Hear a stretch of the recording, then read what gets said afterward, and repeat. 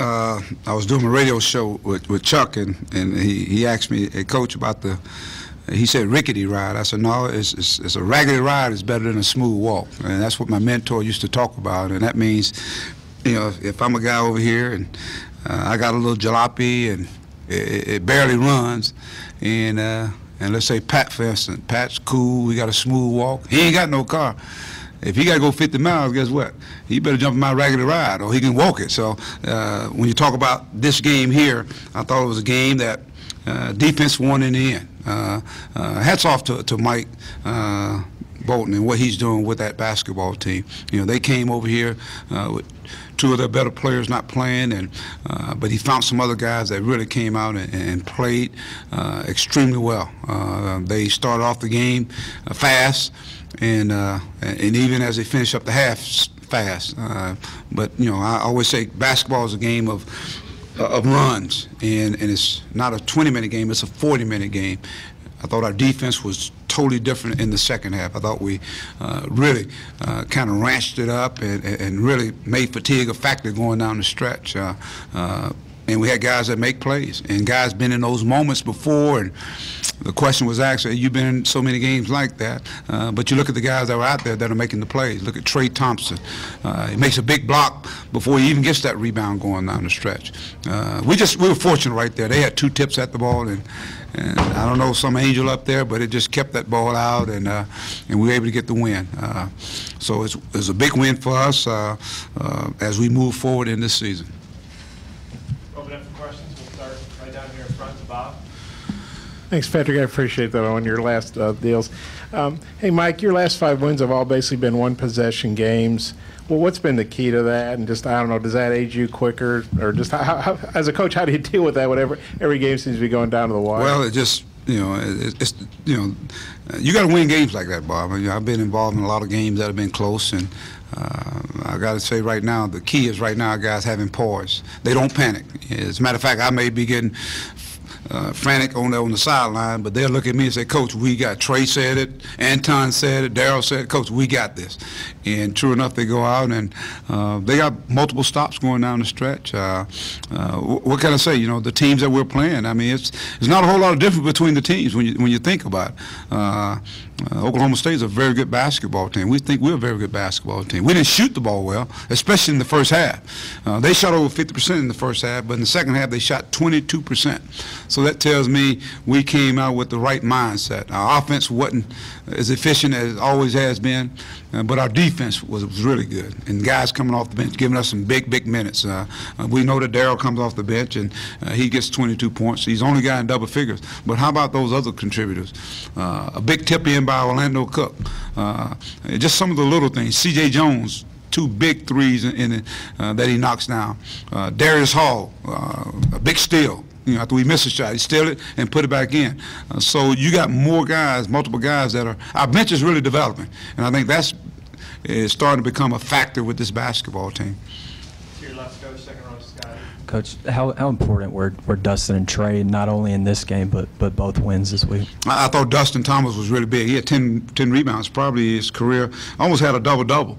And for a guy that 2 games ago didn't even play, you know, the last couple of games he's really stepped up and has played well for us, you know. And we got to have those guys step up and play. But Trey, he's been here 4 years, so it's his time.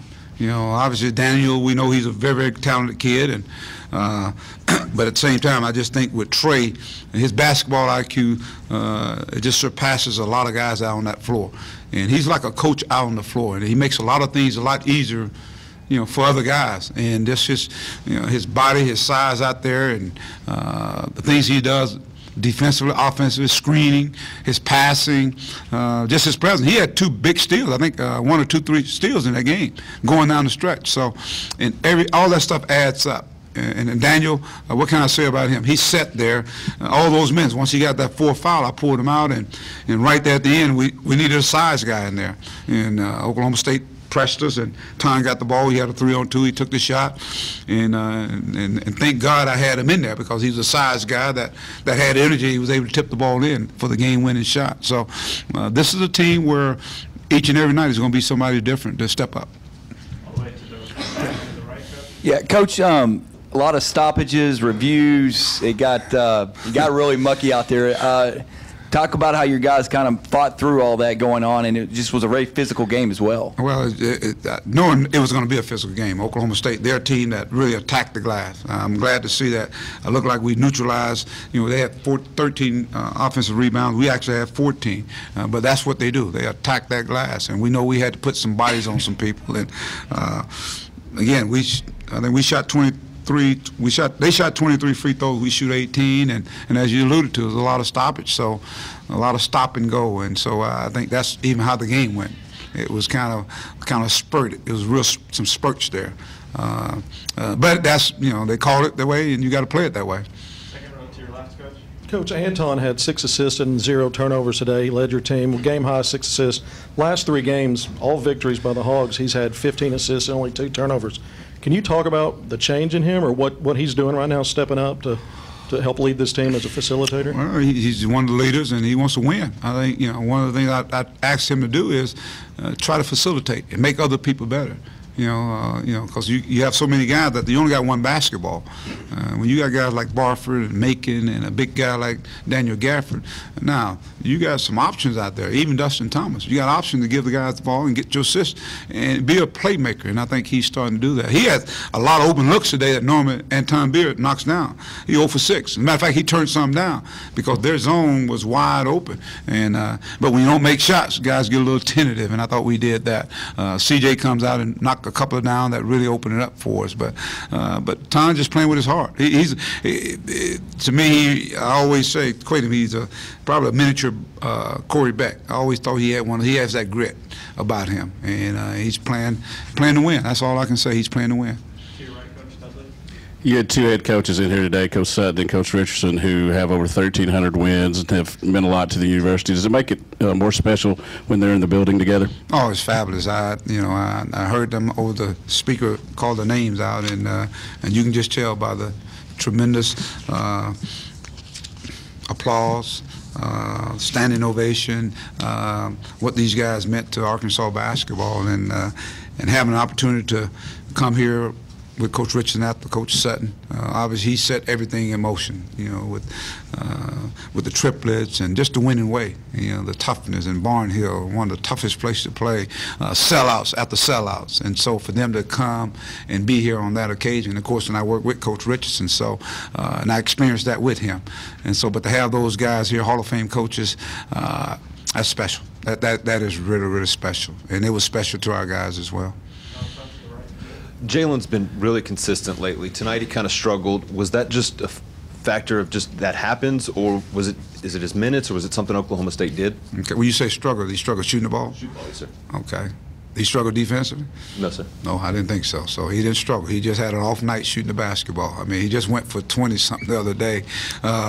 So every night it ain't going to be that guy. It may be somebody else. So I don't look at it as him struggling. I just look at it as him maybe not knocking some shots down. And let's say, you got to remember now, Oklahoma State has something to do with that. Maybe he was their target. They were going to let him or Daniel. And so it allowed Darryl to go off, allow CJ to make some plays. And Oklahoma State's a good defense team, a good team.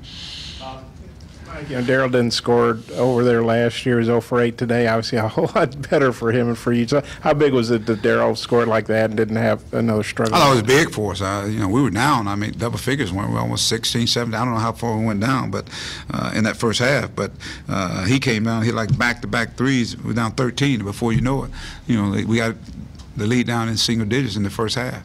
And so he was big in a lot of ways. And in the second half, he got to the free throw line a few times. So no, his scoring was big because you got to have somebody to draw to those guys. And he had a couple of nice dishes to guys, assists. Some guys made the shot, some guys didn't make the shot, but he had a nice couple of assists. I know he gave Dustin Thomas one that as the lead was going back and forth. So, but it was a hard-fought game. It wasn't a thing of beauty, but I thought it was 2 teams that were playing with their hearts. They played hard. And it was down in front of OSU's bench. I don't know how good. It's when they call it the foul and the technical on Jalen. It looked like the OSU player, did that. And then they called a foul. I assume, Jalen was upset about that. What was your view of that, and what happened on the technical? I didn't see. I just saw him in front of the guy, and just like you just alluded to it, I thought it was a play on, really, to tell you the truth. And And talking to Jalen, I don't know if he said that. He probably had an expression. I know I was disgusted down there when it took place, when the foul was called. I was, and but in terms of what took place, and a lot of talking was going on out there, and so maybe the officials, he was going to get the next guy, and Jalen happened to be that next guy. Any more questions for Coach? All right, thank you guys. All right.